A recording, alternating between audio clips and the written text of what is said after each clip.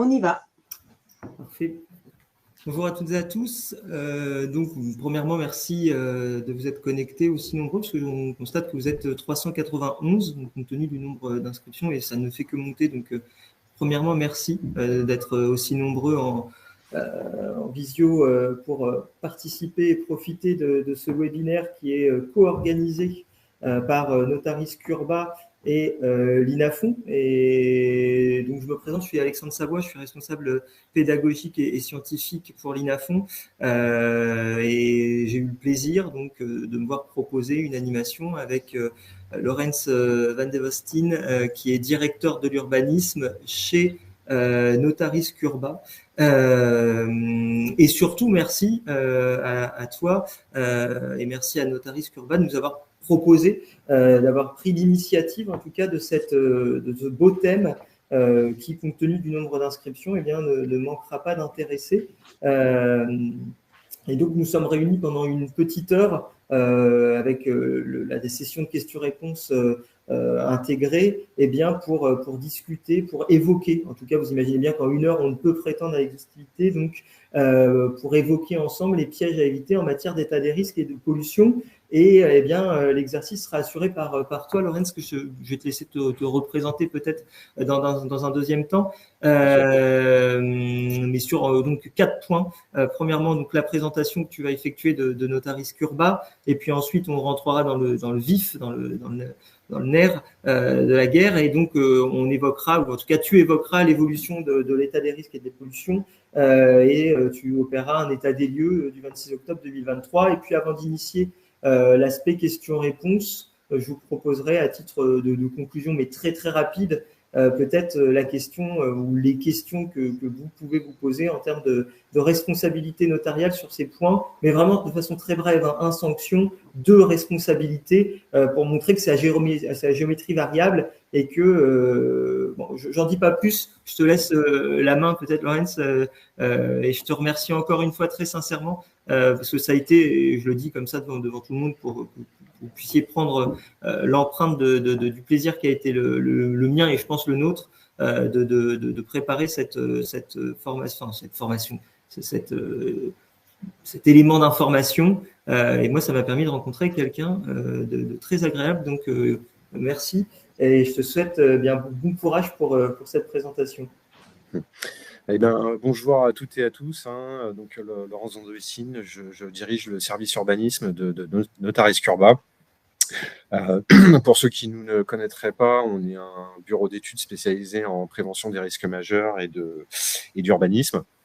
Et donc, pour envoyer l'appareil à notre cher Alexandre, c'est un plaisir partagé de vous exposer les différents enjeux et les évolutions de l'état des risques depuis sa création en 2006 jusqu'à aujourd'hui, et notamment ces dernières évolutions depuis notamment la promulgation de la loi climat et résilience et un de ses articles au 1er janvier 2023. Donc merci à l'INAFON de nous avoir conviés à cette session d'information sur ces sujets-là, et c'est avec également grand plaisir d'échanger, de partager avec Alexandre d'INAFON pour l'organisation de ce webinaire. Donc j'espère qu'il vous plaira et qu'il sera utile dans votre pratique du notariat au quotidien. Alors, je vais vous faire une brève présentation de Notaris Curba. Je ne sais pas si beaucoup d'entre vous sont déjà utilisateurs de nos services. Donc nous, comme je vous l'ai cité précédemment, on est un bureau d'études spécialisé en prévention des risques et en urbanisme. Donc on intervient auprès du notariat dans ces sujets-là, notamment dans le cadre de la production et de l'élaboration de dossiers d'état des risques, mais également de pièces d'urbanisme, telles notes de renseignement d'urbanisme et certificats d'urbanisme. Pour donner des petits points, on existe depuis 2017. On produit environ 6000 dossiers d'expertise par jour. Et moi-même, j'ai la chance de diriger 80 experts, urbanistes et experts en prévention des risques au sein de mon service.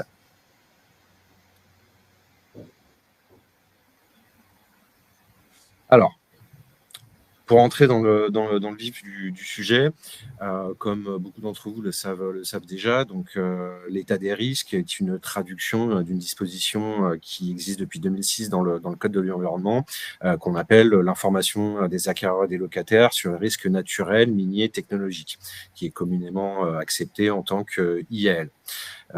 Qu'est-ce que l'IAL? L'IAL, c'est l'obligation pour les vendeurs ou les bailleurs de biens immobiliers qui sont exposés à un certain type de risques majeurs, d'informer les acquéreurs et locataires dans le cadre notamment des actes de vente que vous allez instrumenter. L'idée de ce dispositif, c'est tout bonnement dans le cadre du devoir de conseil du notaire également, de fournir des éléments d'information, des clés de compréhension de la situation d'un bien immobilier par rapport à des risques naturels, miniers et technologiques. Alors, ce dispositif donc, existe depuis 2006 et il a énormément évolué depuis lors. Il avait été appelé ERNMT, ESRIS, puis ERP pour finir depuis le mois de janvier sur état des risques, qui d'après moi est une appellation qui englobe bien le niveau d'information qui est exigé dans ces dossiers. Donc, au-delà de l'état des risques également, vous avez également ce qu'on appelle l'information obligatoire des sinistres qui ont été indemnisés suite à un arrêté de catastrophe naturelle, tout bonnement puisque le contenu de l'état des risques est limitatif. En matière de risques majeurs, on a énormément de documentation, de cartographie qui font état de zones à risque. De manière générale, j'évoquerai assez régulièrement comme exemple le cas d'inondation, puisque c'est celui qui est le plus communément accepté, notamment par le grand public. On a énormément de documentation qui ont des degrés de valeur juridique différentes et le Code de l'environnement, notamment l'article de référence par rapport à l'IAL, indique qu'on a une seule nature de document en matière de risques majeurs, qui sont les plans de prévention des risques, qui doivent être recensés dans le document. Donc, l'idée, c'est sur le territoire national, on a quand même beaucoup de communes qui ont, par exemple, des cours d'eau qui peuvent déborder, mais qui ne font pas l'objet d'un plan de prévention des risques. Et dans ce cas précis, le dispositif prévoit que les propriétaires de l'immobilier doivent indiquer à leurs acquéreurs si leur compagnie d'assurance a déjà indemnisé le propriétaire suite à une catastrophe naturelle.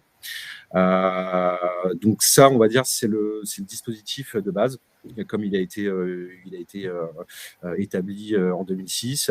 Et comme je le disais précédemment, il a énormément évolué dès lors, jusqu'à aujourd'hui, au 1er janvier 2023 notamment, avec l'intégration du recul du trait de côte. Donc l'objet de cette présentation, c'est un peu de vous faire un point d'étape, c'est-à-dire qu'est-ce qu'exige l'information des acquéreurs et locataires et quelles sont les dernières nouveautés, notamment celles qui ont été induites par la loi climat et résilience.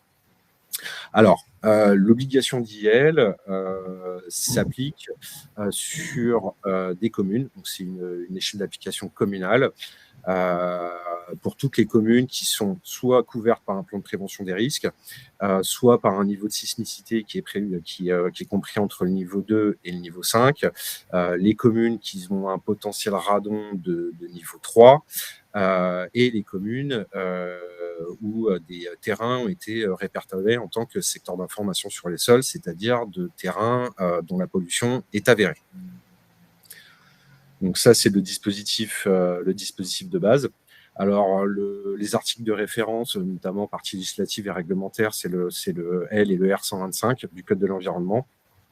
Donc tout bonnement qui reprend les éléments que je vous ai donnés il y a quelques secondes, c'est-à-dire les communes qui disposent d'une réglementation type plan de prévention des risques sur leur commune, un niveau de sismicité, un niveau de potentiel radon ou des terrains dont la pollution des sols a été avérée, il y a l'obligation de fournir et d'annexer à l'acte de vente un état des risques. Donc, c'est une obligation qui est faite au vendeur, mais dans le cadre du devoir de conseil du notaire, bien entendu, vous devez veiller à ce que cette formalité ait bien été accomplie et donner toutes les clés de lecture de ces documents aux parties qui sont à l'acte.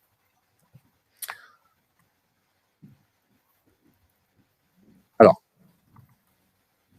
donc cet article du Code de l'environnement est traduit dans un formulaire officiel.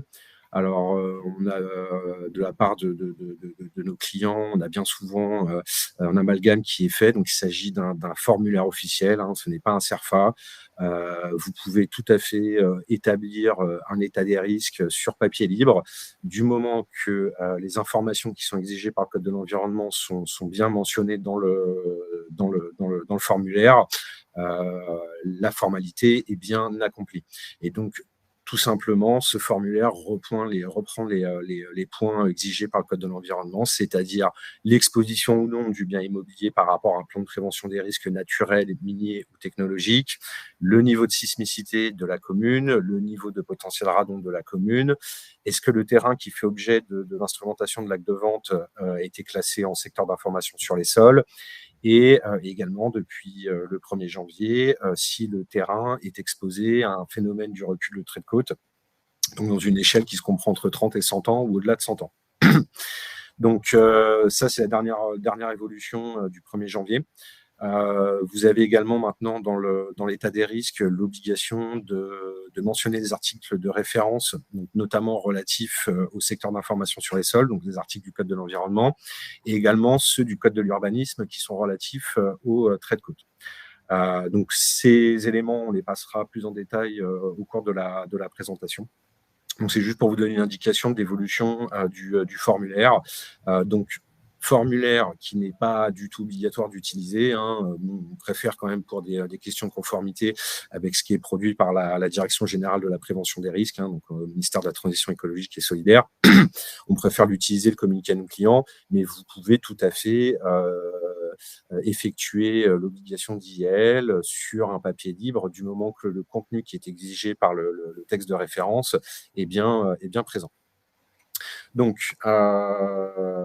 vous avez maintenant l'obligation de faire mentionner des articles de référence du Code de l'environnement, du Code de l'urbanisme, notamment vis-à-vis des secteurs d'information sur les sols et du recul trait de côte, et également maintenant l'obligation d'indiquer, même si c'est pas encore applicable, et on va voir plus tard dans la présentation, si le bien est exposé à un recul du trait de côte. Alors, concernant les évolutions du 1er janvier, au-delà du formulaire et de l'ajout d'un risque dans le formulaire, on a quelques nouveautés qui m'apparaissent, moi, de mon point de vue en tant qu'expert, assez pertinentes, puisque ça permettra de transmettre cette information bien au préalable dans le processus de vente, à savoir que les professionnels de l'immobilier pour les communes concernées sont maintenant dans l'obligation de présenter l'état des risques lors de la première visite. Alors, ça, comme je le disais, ça amène quelques avantages, c'est-à-dire que les parties qui ont envie de se présenter acquéreurs auront une information, on va dire, dès les premiers instants du processus de vente.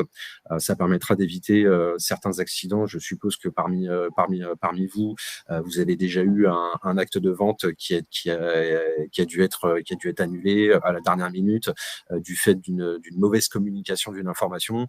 Je pense qu'on peut tous le comprendre, apprendre devant le notaire que le bien est en zone inondable, c'est jamais très agréable et peut amener son lot d'inquiétudes. Donc, de mon point de vue, ça me paraît assez pertinent de communiquer cette information le plus tôt possible dans le processus de vente. Maintenant, ça amène certains enjeux, notamment pour les professionnels de l'immobilier. Je pense notamment à nos amis agents immobiliers. La prévention des risques majeurs et l'urbanisme ne fait pas toujours partie de leur bagage de compétences et de connaissances.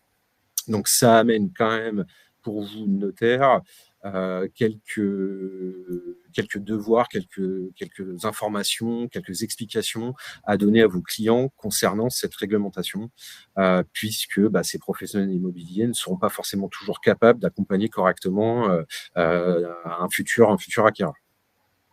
Donc, l'état des risques doit être remis à la première visite. Pour ceux d'entre vous qui font de la transaction immobilière, il y a également l'obligation sur les annonces, et ce, quel que soit leur support, de donner l'indication, la possibilité aux personnes intéressées de pouvoir consulter, donc via le site étatique georisque.gouv, on va dire l'éventuelle collection de risques qui sont applicables sur la commune ou sur le bien immobilier. Attention, georisque.gouv, c'est encore une fois source de beaucoup de questions, ne délivre pas d'état des risques réglementaires au sens du Code de l'environnement. Ce n'est que des éléments d'information préalables.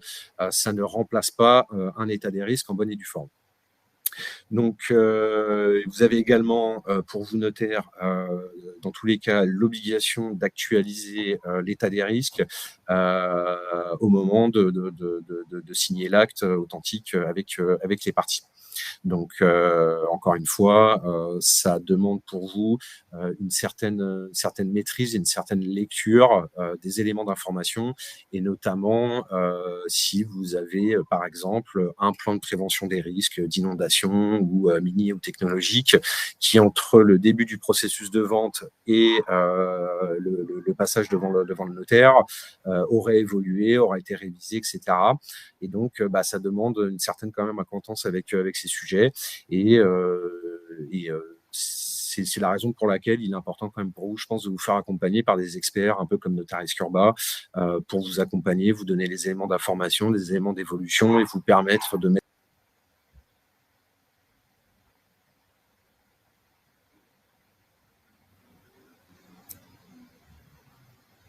Ah, bon.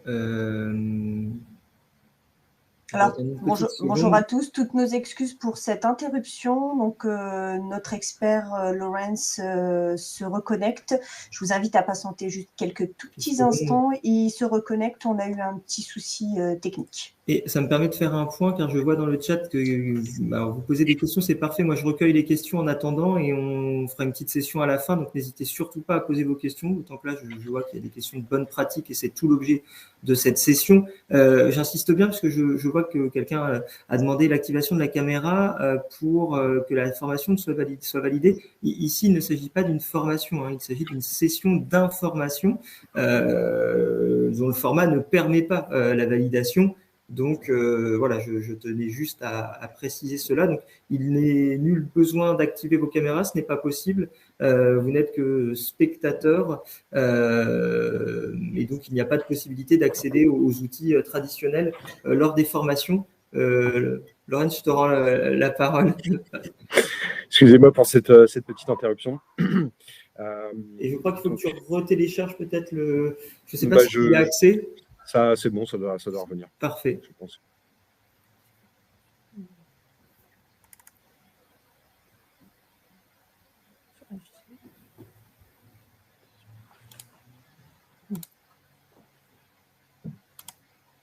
Voilà.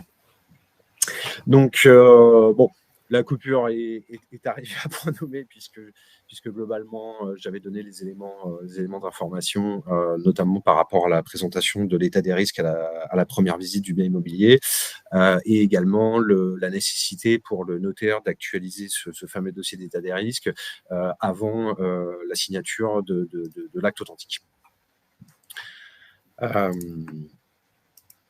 Donc, comme je vous le disais sur la présentation de l'évolution du formulaire officiel d'état des risques, on a donc un nouveau risque, alors nouveau à prendre quand même avec des guillemets, qui est l'exposition ou non du bien immobilier qui fait l'objet de l'état des risques au phénomène de recul trait de côte. Alors, je vous disais avec des guillemets, puisque c'est un phénomène qui était déjà pris en compte sur certaines communes du cordon littoral français par le biais des plans de prévention des risques littoraux, hein, qui sont les derniers nés, on va dire, en matière de documents de prévention des risques majeurs. Donc, documents qui ont la particularité d'être systématiquement basés sur l'étude d'un double aléa, donc la submersion marine et le fameux recul du trait de côte, et également qui sont élaborés en analysant en fait un autre double aléa qui est une temporalité, c'est-à-dire l'aléa immédiat, donc à échéance immédiate, et également l'aléa à échéance 2100, notamment pour prendre en compte l'élévation du niveau de la mer. Donc le recul trait de côte, c'est pas un sujet qui est nouveau.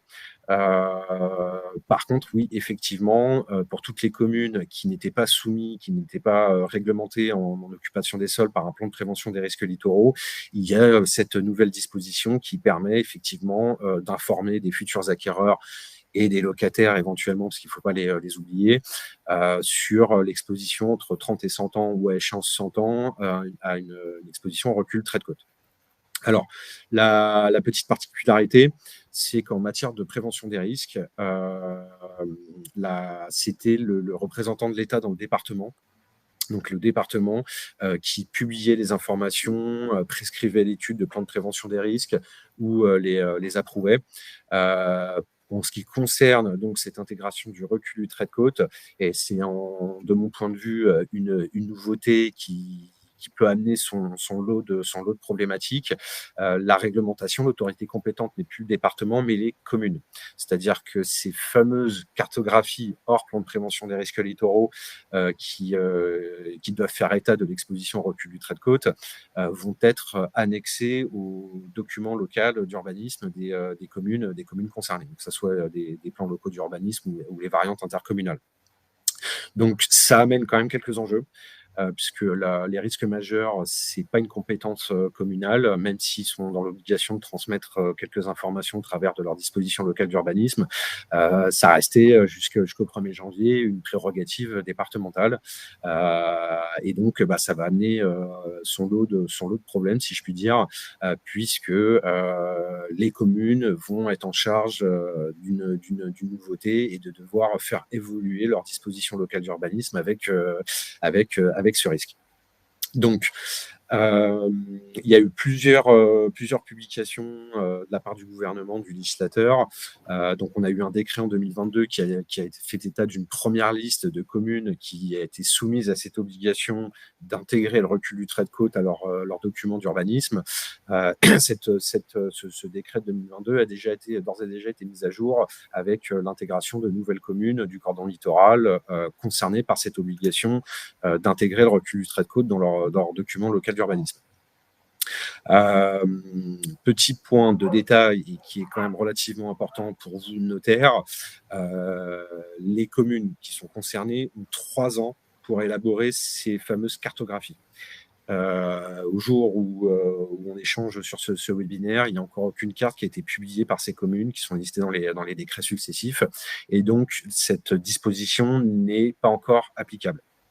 Alors, moi qui suis le sujet de très près, on a des services de l'État, que ce soit au niveau du département, de la région, qui organisent des tournées sur ces communes, des tournées d'information pour communiquer auprès des élus en charge, notamment ceux qui sont en charge de l'urbanisme, sur les moyens qui sont mis à disposition par l'État pour les aider à élaborer ces fameuses cartographies.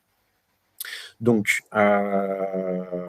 la nouveauté, là, pour le recul trait de côte, c'est lorsque les communes auront publié ces fameuses cartes, c'est d'indiquer si c'est exposé au recul du trait de côte une échéance comprise entre 30 et 100 ans ou au-delà de 100 ans. Donc, ça, c'est le premier point. Donc, dès lors, notamment pour les notaires qui sont clients chez nous, qu'une carte aura été publiée sur une commune concernée, bien entendu, l'information sera intégrée dans votre dossier d'état des risques et on vous indiquera si vous y êtes exposé, le bien objet du dossier est exposé ou pas. Dans l'intervalle, pour les communes qui sont listées dans les décrets successifs, vous avez un non communiqué qui est coché d'office dans les formulaires de RP. Et pour les notaires qui ne seraient pas clients chez nous, je vous invite très fortement à consulter ces fameux décrets qui listent les communes et de cocher NC, donc non communiqué, le cas échéant, si vous instrumentez un acte sur une commune qui est concernée.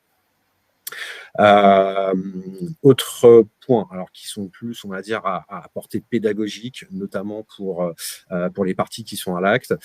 Les dossiers d'état des risques, depuis le 1er janvier, doivent intégrer une fiche d'information sur le risque sismique qu'on va pouvoir voir ensemble un peu en détail. Donc, ce sont des informations génériques sur, par exemple, le zonage sismique national, les différents niveaux de sismicité, à quoi ça correspond. Donc, ça, ce sont des éléments vraiment à portée pédagogique. Vous avez également une obligation d'intégrer la fiche d'information sur le potentiel radon. Ça, c'est d'autant plus pertinent puisque c'est quand même une information qui est peu connue du grand public. Le radon, ça reste quand même la deuxième cause en France du cancer du poumon. C'est notamment, il y en a un potentiel radon assez élevé, notamment dans les régions où il y a beaucoup de granit dans le sous-sol, hein, donc Bretagne, Massif central et Alpes notamment. Donc, vous allez être dans l'obligation de vous assurer que dans votre dossier d'état des risques, vous avez bien cette fiche d'information.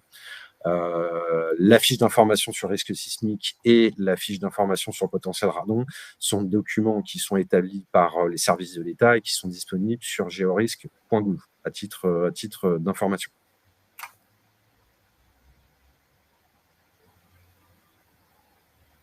En résumé, sur les impacts de la loi climat et résilience sur l'état des risques, on a donc la présentation de l'état des risques à la première visite, l'intégration des fiches d'information sur la sismicité et le potentiel radon, la mention obligatoire des articles de référence relatifs au secteur d'information sur les sols et au recul trait de côte, et notamment des dispositions qui sont prévues par ces articles, donc respectivement dans le Code de l'environnement et le Code de l'urbanisme.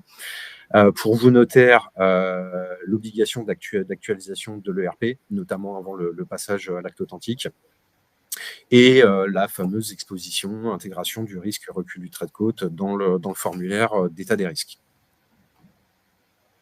Alors voilà un petit aperçu de la fiche d'information sur la sismicité. Donc ce sont des généralités, hein, mais qui sont toujours bonnes à prendre. Comme ça, les parties qui sont à l'acte auront toutes les clés de lecture en main pour bien comprendre l'état des risques et notamment certaines notions de risque majeur comme la sismicité ou potentiel radon. Donc vous pouvez voir le zonage sismique national, des éléments d'information, quels sont les mouvements de terrain qui sont pris en compte, etc. Vous avez également les DROMCOM, hein, qu'il faut pas oublier.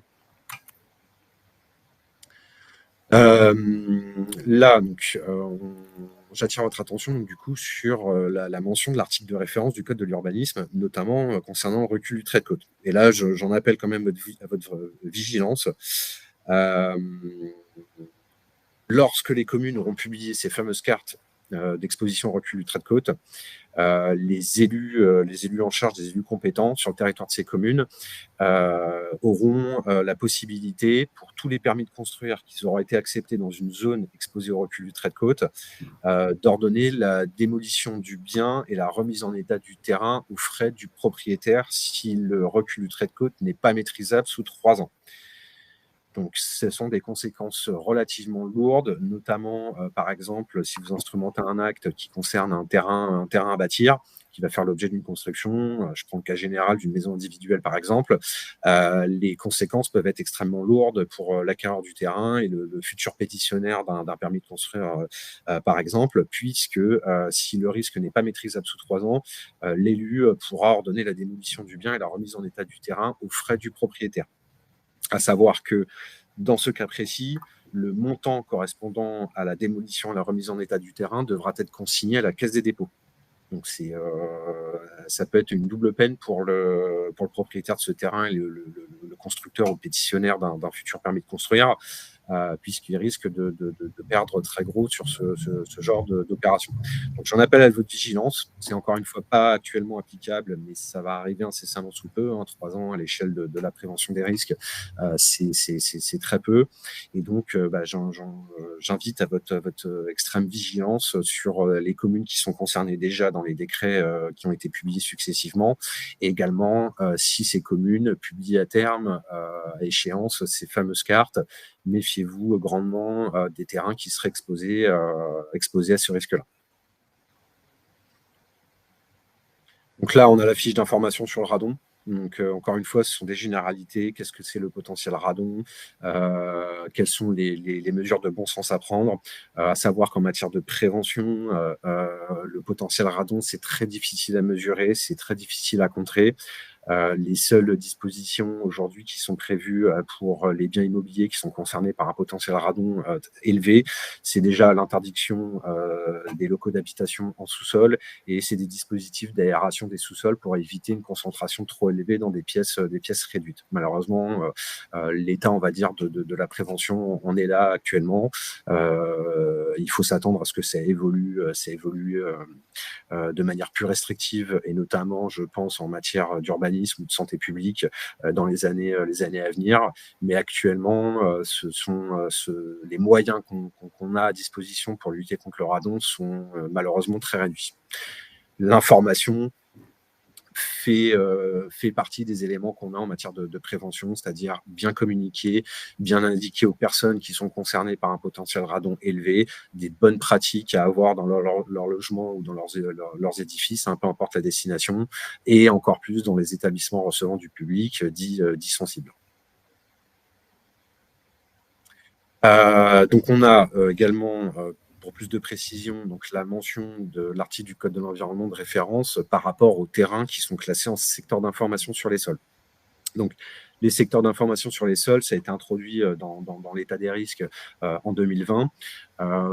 Pour titre d'information, ce sont des terrains, donc c'est une échelle de réglementation à la parcelle ou à l'unité foncière, ce n'est pas à la commune. Ce n'est pas une interprétation comme peuvent être sur les sites Basel Basias ou autres.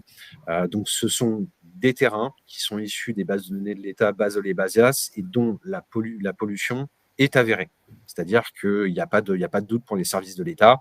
Et donc, du coup, ces terrains ou ces unités foncières vont être classés en secteur d'information sur les sols, par le représentant de l'État dans le département, le préfet, via un arrêté préfectoral. Donc, vous avez l'obligation, du coup, de l'indiquer dans l'état des risques si le terrain objet du dossier est concerné et classé en secteur d'information sur les sols. Vous devez également, et ça on va le voir un peu plus tard, communiquer le cas échéant l'arrêté préfectoral créant le secteur d'information sur les sols, la fiche d'information du secteur d'information sur les sols, qu'on verra également un petit peu plus loin, qui recense tout un élément d'information qui permet d'avoir une connaissance de la pollution un peu plus aboutie, notamment pour les parties qui sont à l'acte. Mais là, ce qui nous occupe, c'est notamment dans le cadre de votre devoir de conseil, l'indication qu'il y a des dispositions qui sont prévues pour ces terrains-là, puisque ce sont des terrains qui ont eu pour destination notamment des activités industrielles qui ne sont plus actives, qui sont souvent des terrains à bâtir, d'où l'objet du classement en secteur d'information sur les sols, et qui vont avoir des conséquences pour le futur propriétaire, notamment dans le cadre d'un changement de destination du terrain. C'est-à-dire que vous avez un acquéreur qui achète le terrain, il va devoir, dans le cadre d'un futur permis de construire qu'il va déposer, mandater un bureau d'études spécialisé et annexer une étude de dépollution des sols à son permis de construire. Et cette étude devra conclure qu'il n'y a pas d'incompatibilité entre l'état de la pollution existante et la destination projetée avec le nouveau projet. Donc ça, c'est une obligation. Il faudra bien veiller à transmettre cette information et de l'éventuelle application de cette obligation d'annexer l'étude de dépollution du sol au permis de construire aux parties qui sont à l'acte. Donc, pour résumer, depuis 2020, vous êtes obligés, les vendeurs sont obligés d'informer les acquéreurs sur une éventuelle classification du terrain en secteur d'information sur les sols. Et aujourd'hui, vous devez bien rappeler aux parties à l'acte qu'il y a des dispositions qui sont prévues par le Code de l'environnement pour s'assurer de la compatibilité de la pollution des sols avec une future destination sur ce terrain. Donc là, comme je vous le disais, on a la fameuse fiche d'information sur les secteurs d'information sur les sols. Donc, vous allez retrouver tout un ensemble d'éléments d'information, donc le numéro du secteur d'information sur les sols, le type d'activité qui a entraîné la pollution des sols, les mesures qui ont été prises par les services de l'État pour gérer cette pollution, et comme je vous le disais, l'échelle d'application, le périmètre, si vous voulez, du secteur d'information sur les sols, qui va être constitué par une parcelle ou un ensemble de parcelles qui sont contiguës attenantes, qu'on va appeler dans ce cas-là une unité foncière. Donc là, par exemple, dans le cas échéant, vous allez retrouver une liste assez conséquente de parcelles. À savoir, j'insiste bien, cette réglementation s'applique à l'échelle du terrain et pas à la commune.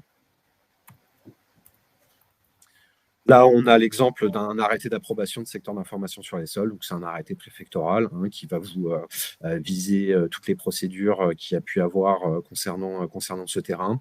Et encore une fois, si vous instrumentez un acte de vente dont l'état des risques fait mention que le terrain est concerné en secteur d'information sur les sols, le formulaire d'état des risques doit en faire mention. Vous devez indiquer les dispositions prévues au Code de l'environnement qui sont applicables en matière d'études de dépollution des sols. Vous devez annexer la fiche du secteur d'information sur les sols et également l'arrêté d'approbation. Donc, pour les notaires qui nous regardent aujourd'hui, qui sont clients chez nous, ça, c'est des documents qu'on communique depuis 2020 dans nos dossiers lorsque le bien objet du dossier est concerné. Et pour les notaires qui pratiqueraient l'état des risques de leur côté, veillez bien à ce que ces éléments soient présents dans le dossier d'état des risques qui est une annexe du DDT. Alors, au 26 octobre, on va faire un petit état de lieu quand même aujourd'hui. Donc, comme je vous le disais en préambule, à ce stade aujourd'hui, même si les communes qui sont concernées par l'obligation d'élaborer des cartes de zones d'exposition au recul du trait de côte, cette liste augmente. Il y a eu plusieurs décrets successifs. Il y a beaucoup de communes du cordon littoral qui sont soumis à ces enjeux et à ce phénomène naturel. Mais aujourd'hui, les communes concernées n'ont encore pas publié de cartes faisant état de ce risque.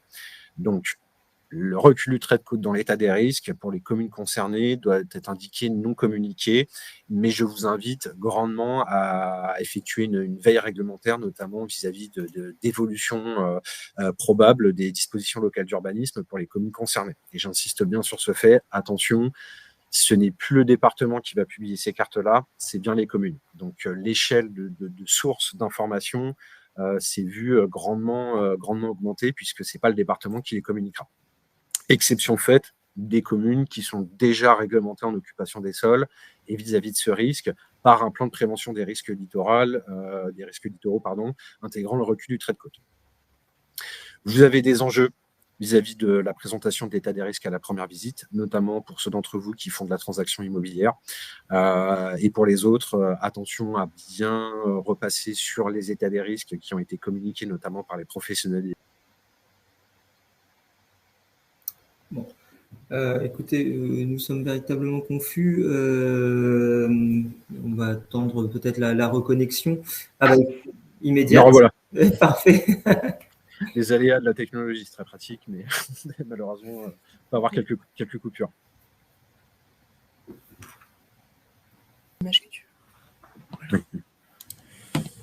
Hop.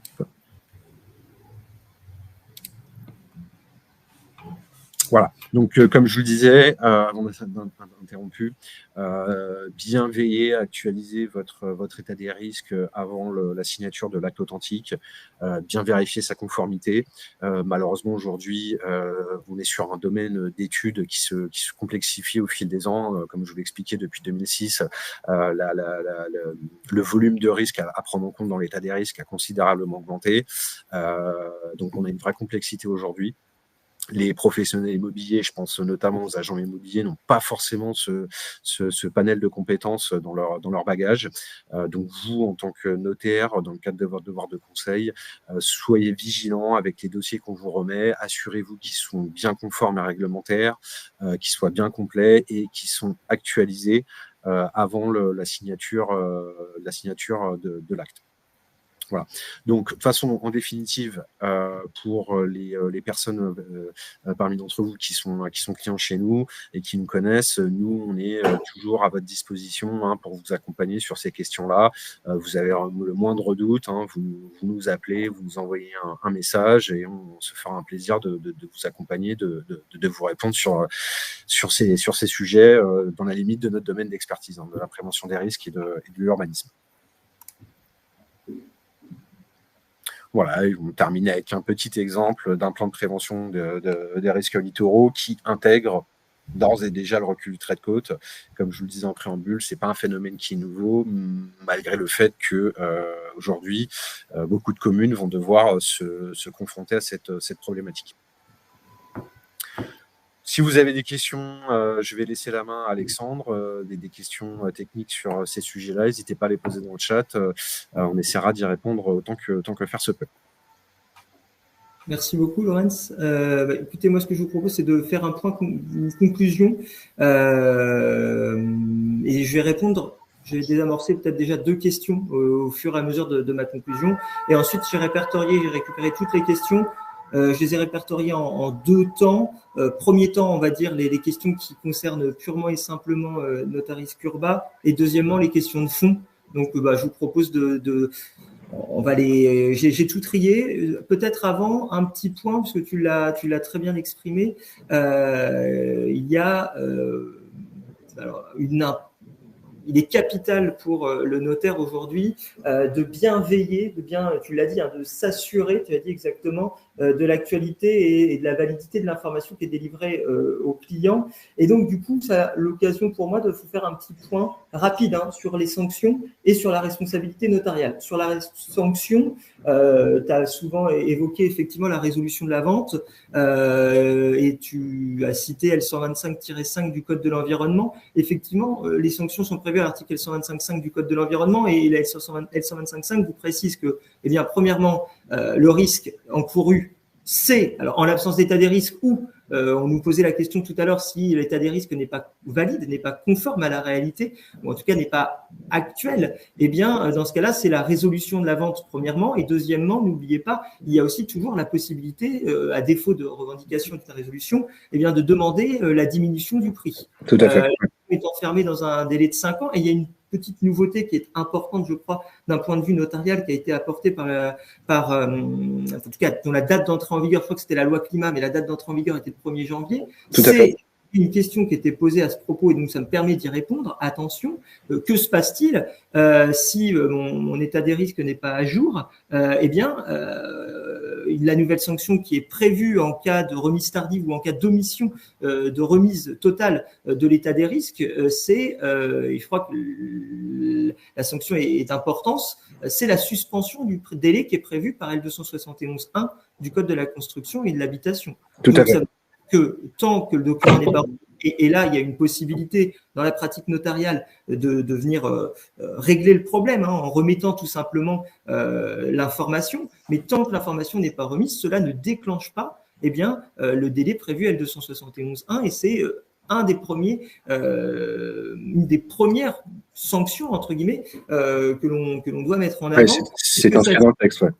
Et oui, et qu'est-ce que ça signifie? Ça signifie, et on pourrait se dire, c'est un peu pervers parce que si je remets l'information, finalement, j'ai une épée de Damoclès qui pêche, qui est suspendue au-dessus de ma tête, puisque si je communique l'information selon laquelle j'ai manqué à mon devoir de remettre cet état des risques, qu'est-ce qui va se passer? C'est l'effet pervers, c'est que en faisant état de cette omission, je cours le risque d'une résolution ou d'une demande en diminution du prix. Oui, mais il n'en reste pas moins que c'est la seule façon de régler cette situation qui, attention, peut donner lieu à des demandes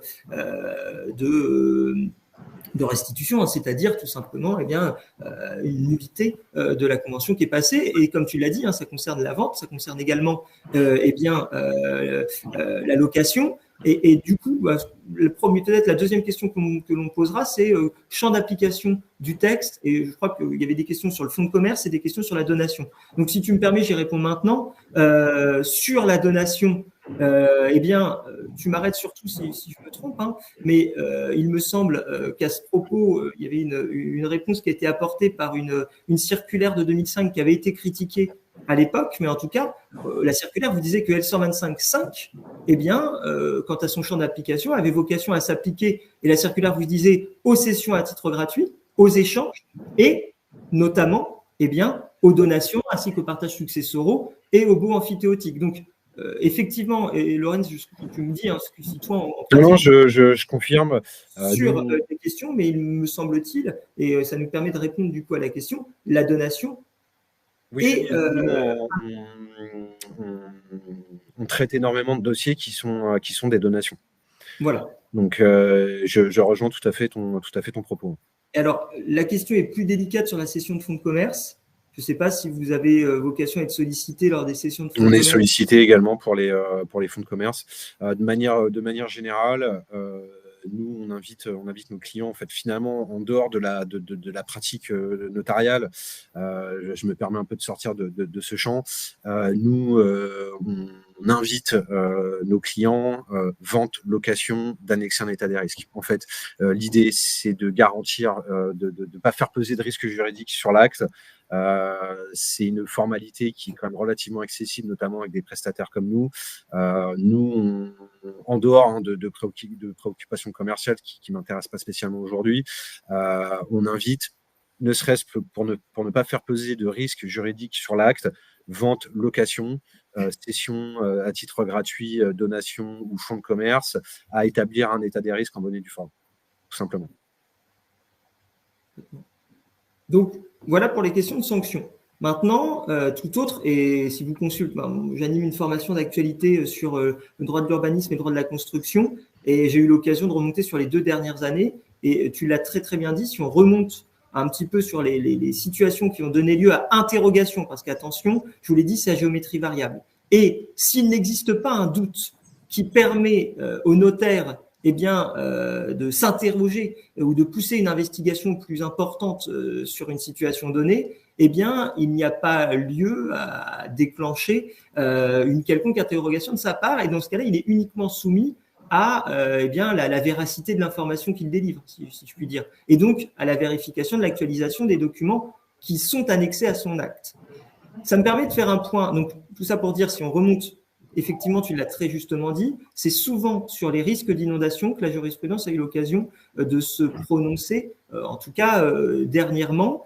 Et si on regarde, donc, demande en nullité, plus allocation de dommages-intérêts, vers qui on se retourne dans ce cas-là? Vers le notaire qui a passé l'acte. Et en fait, la responsabilité du notaire, elle découle de purement et simplement sa qualité d'officier public. Et dans ce cas-là, la Cour de cassation est pérenne depuis 2012 sur la question. C'est sur le devoir de conseil, si on scrute un petit peu la jurisprudence sur les dernières années, c'est sur le devoir de conseil que sont fondés les recours contre le notaire. Et en la matière, je vous le disais, depuis 2012, la jurisprudence est pérenne. On demande, il est exigé du notaire, et la phrase, la structure syntaxique qui est toujours utilisée si vous regardez les arrêts est la même, c'est il est exigé du notaire qu'il s'assure de la validité et de l'efficacité de l'acte qu'il instrumente. C'est sa qualité d'officier ministériel, d'officier public qui l'impose.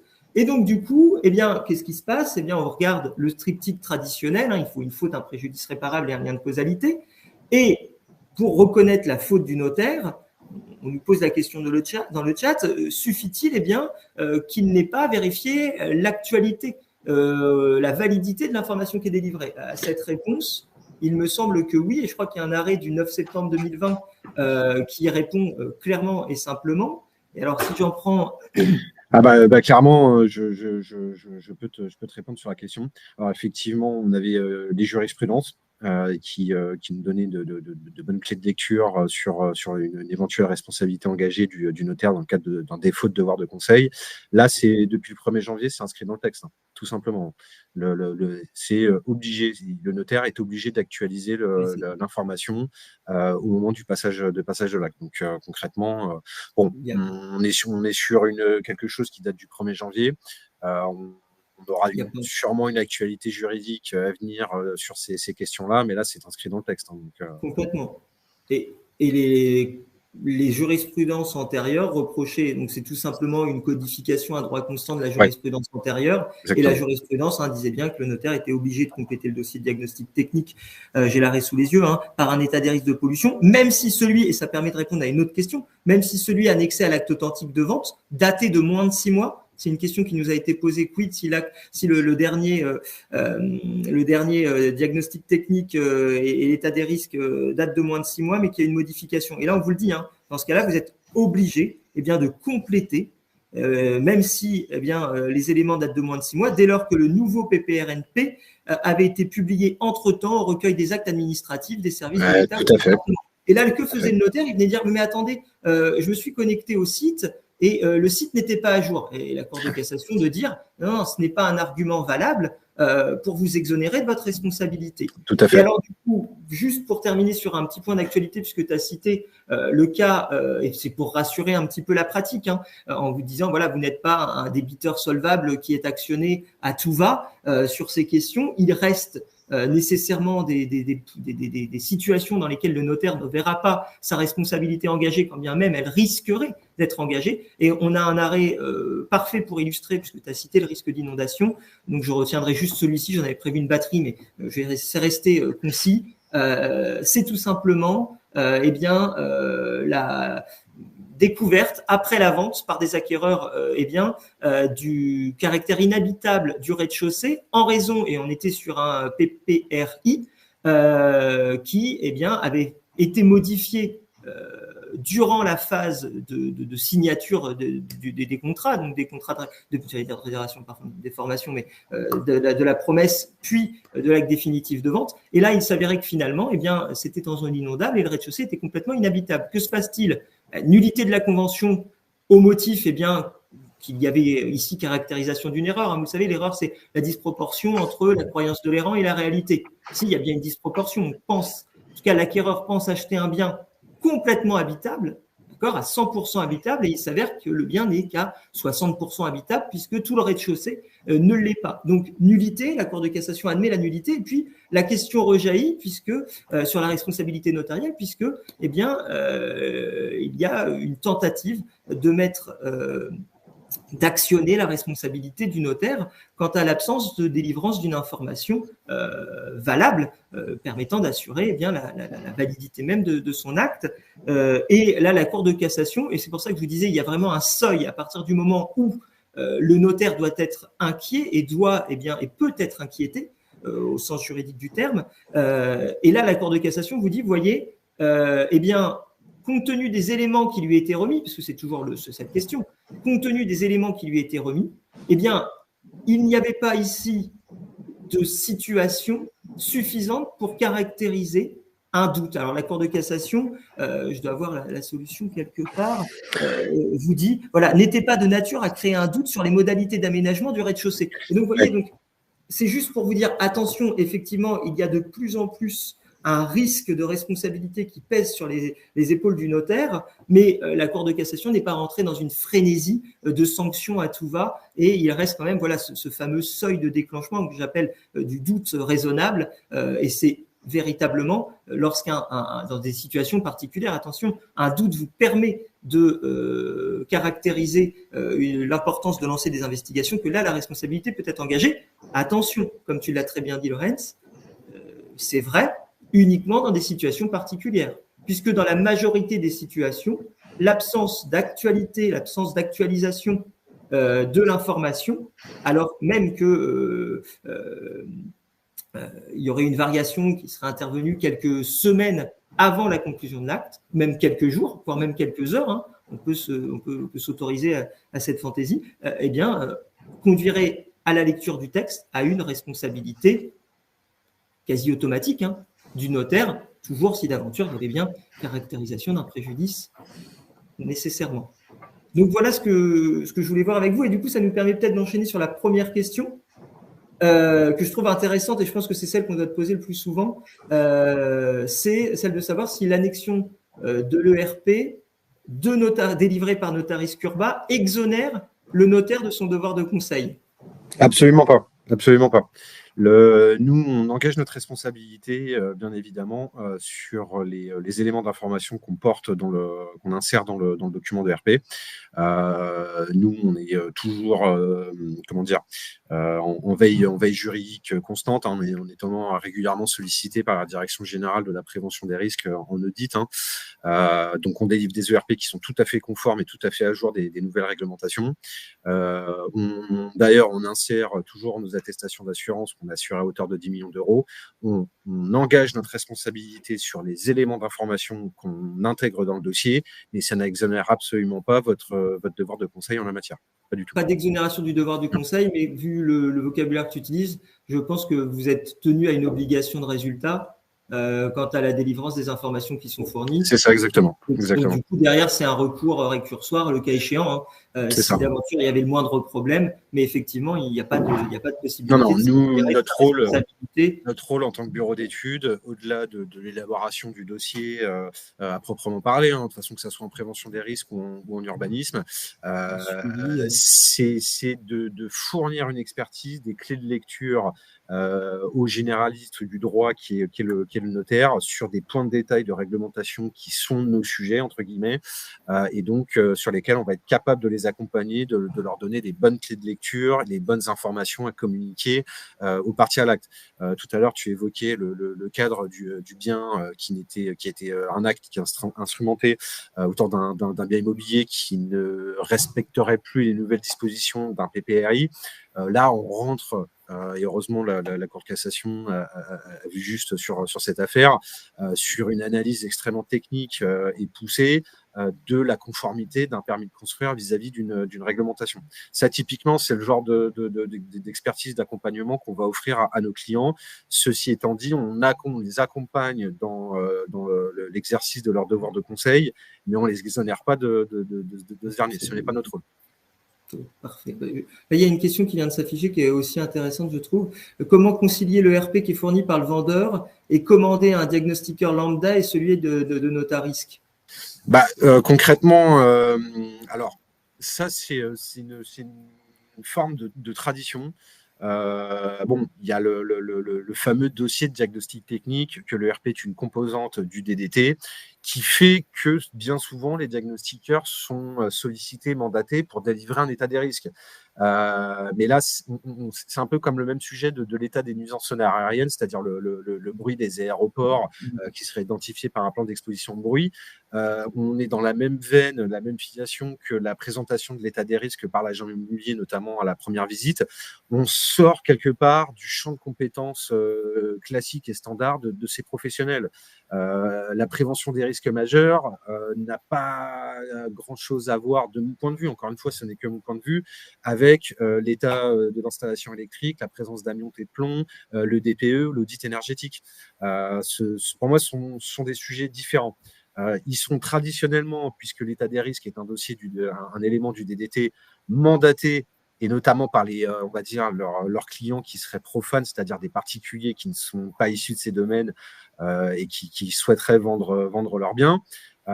Ceci étant dit, de manière générale, on a quand même une grande globalité de diagnostiqueurs. Attention, je n'ai pas la prétention de tous les connaître, qui n'ont pas forcément la culture de la prévention des risques, le savoir-faire pour interpréter un plan de prévention des risques, qui reste quand même un document assez complexe, d'avoir la méthodologie et le temps pour effectuer les recherches auprès des services de l'État compétents. Vous parliez tout à l'heure du cadre du notaire dont la responsabilité a été engagée parce qu'il n'avait pas consulté le recueil des actes administratifs.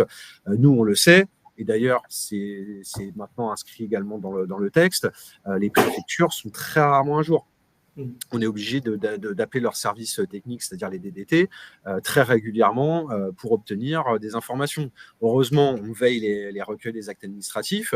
Ceci étant dit, une personne qui n'est pas aguerrie sur ces pratiques, sur ces sujets-là, risque de passer à côté d'énormément d'informations. Donc, en définitive, le diagnostiqueur, même s'il peut délivrer un état des risques, même s'il en existe forcément qui sont compétents dans le domaine, ça reste quand même assez éloigné de leur champ de compétences, tout simplement. C'est comme les agents immobiliers, finalement. D'où l'importance pour le notaire, dans le cadre de son devoir de conseil, d'actualiser et de confronter un ERP frais avec un ERP qui a été présenté par une personne tierce. C'est sa responsabilité au notaire de bien s'assurer qu'il ne va pas transmettre des informations erronées aux parties qui sont à l'acte. Parfait, merci beaucoup. Je te disais, il y a d'autres questions sur Notaris, peut-être pour pas. Il nous reste quelques minutes. Je te les enverrai directement. C'est sur des questions de tarifs et des questions notamment. Il y a 2 questions sur si vous avez des questions sur les offres de Notaris Curba, vous pouvez aller sur notre site internet. Vous avez quelques détails et surtout, n'hésitez absolument pas à nous envoyer un message ou nous appeler.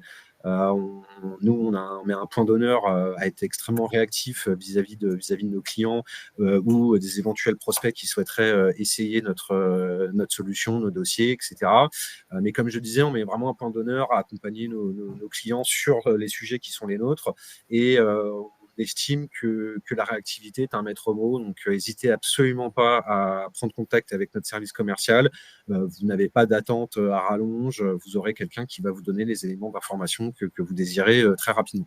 Parfait. Il y a 2 autres questions assez récurrentes sur les questions d'optimisation. Pareil, je te les renverrai sur les questions de pixelisation. Ça, je te renverrai direct. Et si ça te convient, peut-être sur les questions de fond que j'ai pu répertorier. Alors là, je vois que ça découle. On ne pourra pas répondre à toutes les questions, mais sur les principales et celles qui sont revenues peut-être le plus souvent. J'ai une question. Bonjour. Dans nos ventes, nous intégrons aussi une consultation géorisque, Basias, Basol, installation classée. Cela ne fait-il pas double emploi?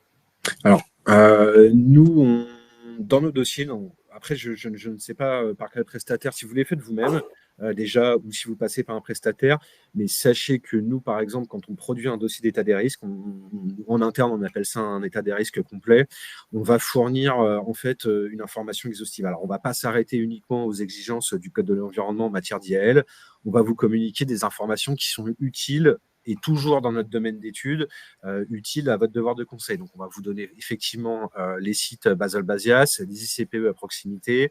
On va également vous fournir un état des nuisances sonores aériennes, donc pour savoir si le bien immobilier qui est objet du dossier est concerné par une zone de bruit d'un plan d'exposition de bruit.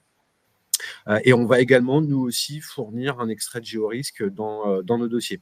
L'idée, c'est avec une seule formalité, enfin une seule commande de dossier, par exemple, vous allez pouvoir accomplir un certain nombre de formalités obligatoires dans le cadre de la conduite d'un acte. Donc, si vous êtes utilisateur de Notaris Curba et que en plus vous ajoutez un rapport géorisque, effectivement, ça fait double emploi, c'est inutile, c'est à vous de voir. Mais nous, on communique déjà ces informations dans nos dossiers. Maintenant, si vous, dans votre pratique notariale, vous établissez des risques vous-même, oui, effectivement, vous pouvez utiliser GeoRisque et l'adjoindre, l'annexer en plus de l'état des risques. C'est même d'ailleurs, je le recommande très fortement. Mais nous, on le fournit dans nos dossiers, quoi qu'il en coûte. Donc, si vous êtes utilisateur de Notarisque, il est inutile de doubler l'information. Alors, du coup, une question qui se rattache. Est-ce que le document ERIAL établi par l'État est utilisable pour nos dossiers?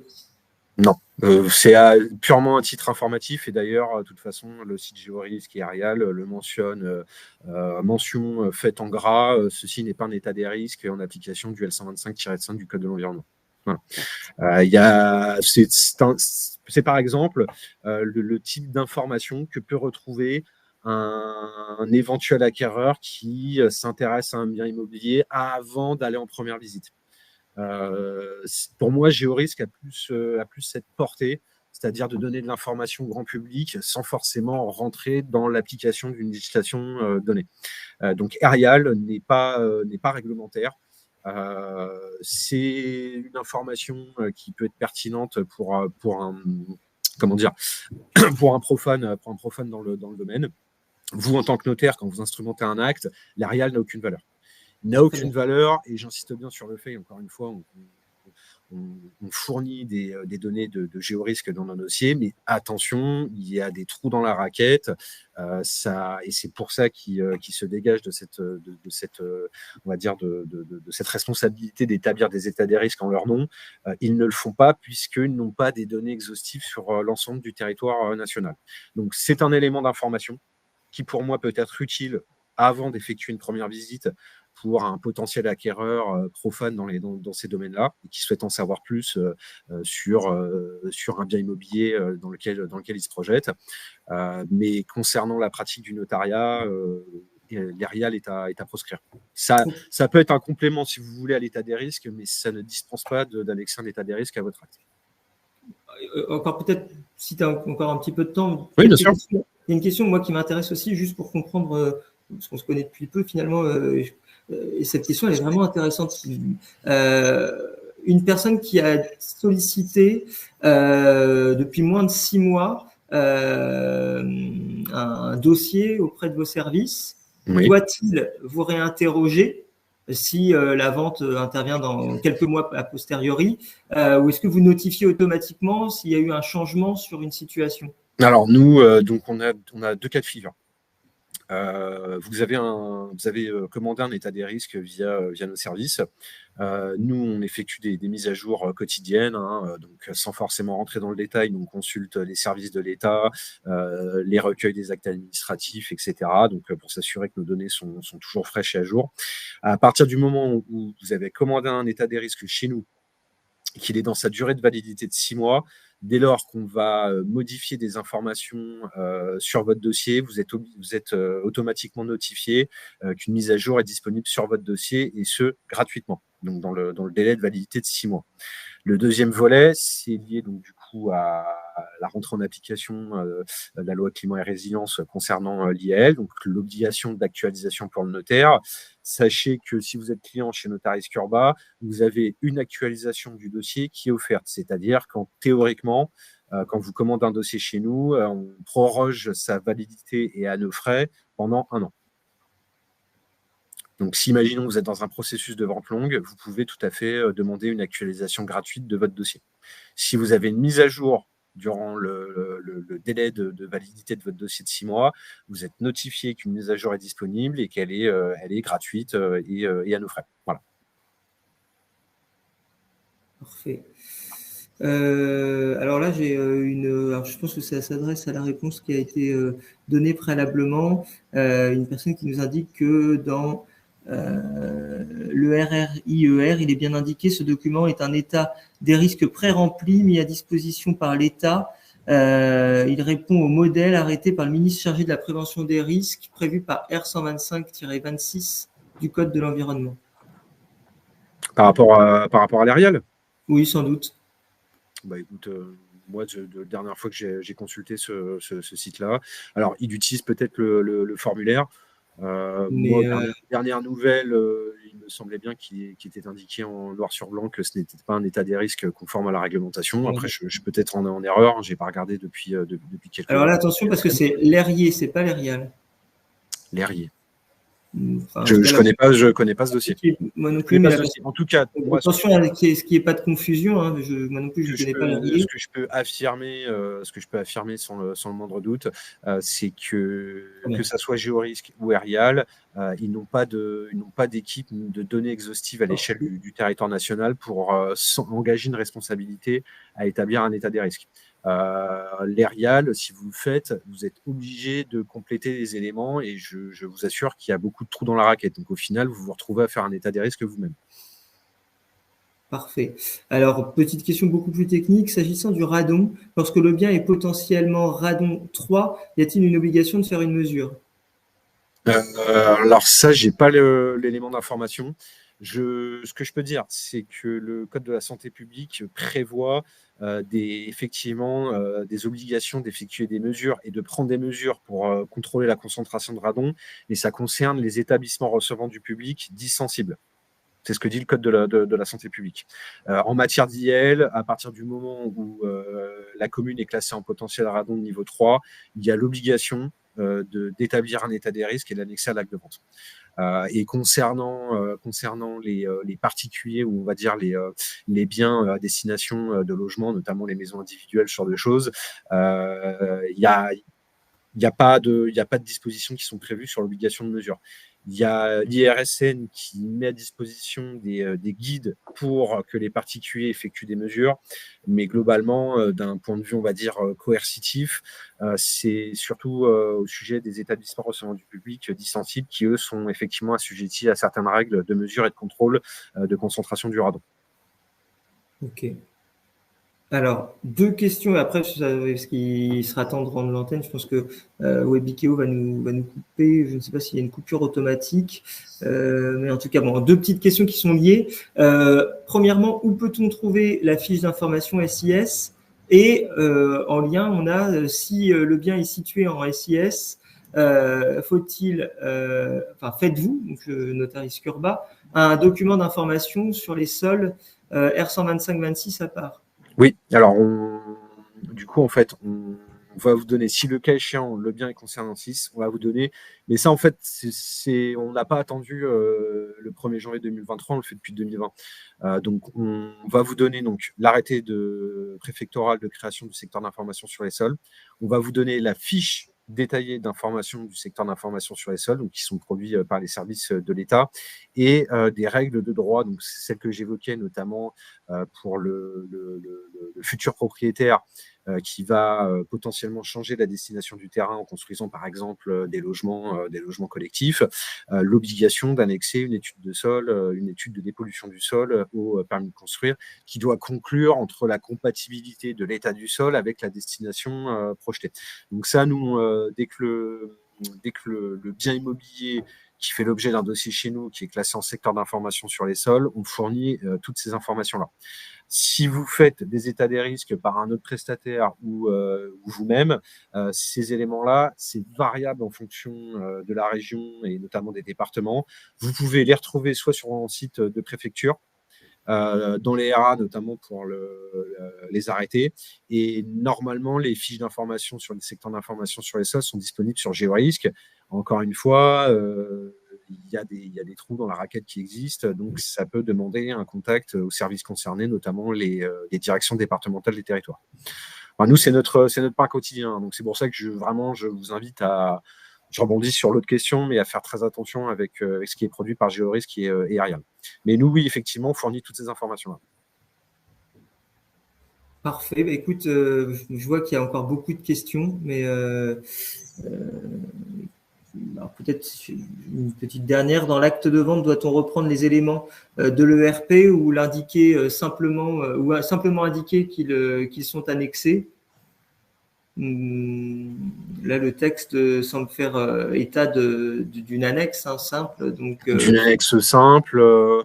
Bon, simple. Je suis pas même forcément de prodiguer quelques conseils que ce soit au notaire en matière de conduite d'un acte de vente et de la manière de le rédiger. C'est pas mon métier, c'est pas mon domaine d'expertise.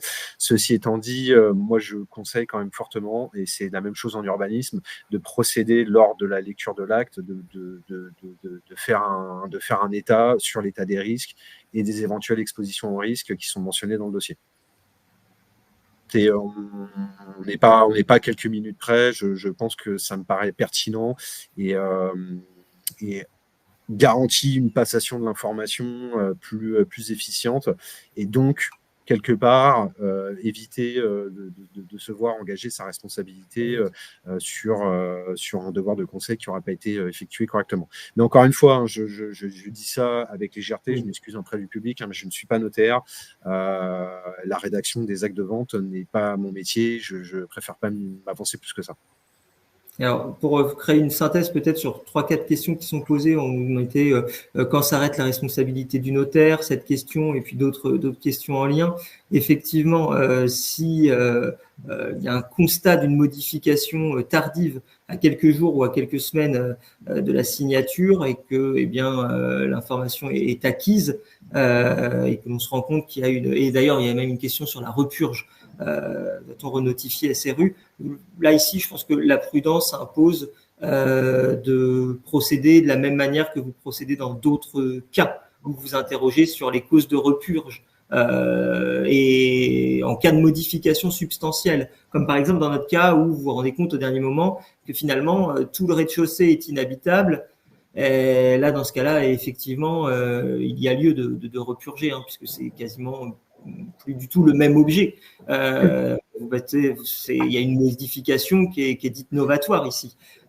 Donc, il faut prendre l'assurance exigée. Et alors, pareil, hein, je n'ai plus vocation à prodiguer quelconque conseil. Hein, je suis simplement responsable pédagogique et scientifique désormais. Mais voilà, sans tomber encore une fois dans une forme de crainte totale où, vous savez, dans le notariat, on dit souvent ceinture bretelle, avec en préambule une explication et puis derrière une reconnaissance de conseil donné contresignée par l'acquéreur et le vendeur, etc. Je pense qu'il est quand même bon, comme tu l'as dit, Laurence, d'éveiller et d'attirer l'attention de l'acquéreur et du vendeur sur le changement de situation qui serait révélé tardivement, d'accord. Et puis, eh bien, sans peut-être aller jusqu'à la reconnaissance de conseil donné contresigné, au moins l'indiquer dans le préambule. Hein. Moi, j'ai souvent vu dans les actes, voilà, que il avait été révélé une modification, et là, il faut oser le mot, hein, substantielle, lorsqu'elle est substantielle, quand c'est 40% de l'espace habitable qui est réduit. On a une modification de la surface d'habitation, c'est l'élément essentiel du contrat, hein, quand on est sur une vente d'un immeuble à usage d'habitation. Donc, et que les parties ont pris conscience de la portée de la modification, et que ce faisant, eh bien, il y avait eu lieu à une modification du prix, et que l'acquéreur entendait prendre le bien en l'état tel qu'il va. Voilà, je vais pas vous dicter la bonne conduite, mais effectivement, la question était quand s'arrête la responsabilité du notaire. Eh bien, là où la prudence exigée a été respectée pour éviter justement que la responsabilité du notaire ne soit engagée. Maintenant, il est vrai qu'il y a des situations qui sont parfois ubuesques et qui donnent lieu à engagement de la responsabilité du notaire, et on se disait ouais, j'ai tout fait pour l'éviter, et pourtant, eh bien, on vient encore rechercher. Eh bien, c'est assez compliqué. Voilà, écoutez, Arial n'est pas à jour, je cite toujours R125-26 dans sa version antérieure. Écoutez, oui. Je pense qu'on a fait le tour. Merci beaucoup, Laurence. Merci à toi, Alexandre, hein, et merci aux présents d'avoir suivi ce webinaire. Mais je vous en prie. Alors là, on a une demande de confirmation. Moi, je ne peux que vous renvoyer, comme je vous l'ai dit précédemment, à la circulaire du 27 mai 2005. Qui, pour le coup, et je sais, il y a notamment, je crois que c'est David Boulanger, je crois, qui avait complètement, et les arguments sont de taille. Hein. Donc, vous voyez, encore une fois, est-ce que je peux vous confirmer? C'est compliqué puisque je n'ai pas de, voilà, c'est une formation, information. Est-ce que je peux vous confirmer? Non, mais en tout cas, si vous voulez vous forger votre propre conviction, allez lire peut-être cette circulaire de 2005 relative au champ d'application de L125.5. D'accord. Et puis, sinon, écoutez, allez lire également, regardez. Je pense qu'au Juris Classeur, vous retrouverez ces éléments. Je crois que c'est David Boulanger qui avait contesté l'information qui était donnée par la circulaire, et notamment le caractère normatif de la circulaire. Donc, allez lire ça pour vous forger votre propre conviction. Maintenant, Laurence, tu as semblé me dire que toi, effectivement, vous étiez sollicité dans le cadre des donations. Oui.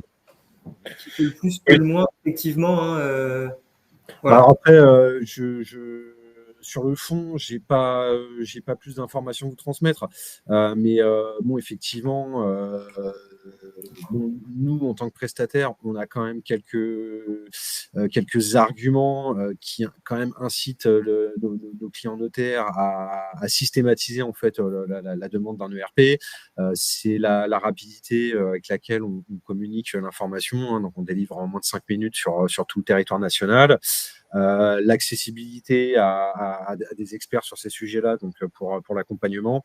Donc je ne saurais dire quels sont les leviers qui sont derrière, mais oui, effectivement, on élabore beaucoup de dossiers dans le cadre de donations, de cessions à titre gracieux, ou encore des fonds de commerce. Hein. C'est quotidiennement. Et alors là, du coup, comme je vous le disais, je suis en train de vérifier. Alors, attention, ce n'est pas une confirmation, mais ce sont des éléments complémentaires.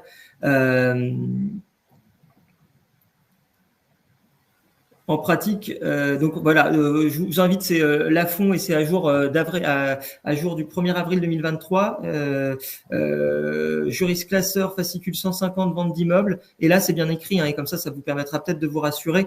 En pratique, on constate qu'elle a été reprise, donc cette extension, hein, cette interprétation extensive du champ d'application de L125.5 aux donations notamment, a été reprise par certains arrêtés préfectoraux. Le ministère de l'Environnement et du Développement durable a confirmé cette prise de position au président de la Chambre des notaires de Paris.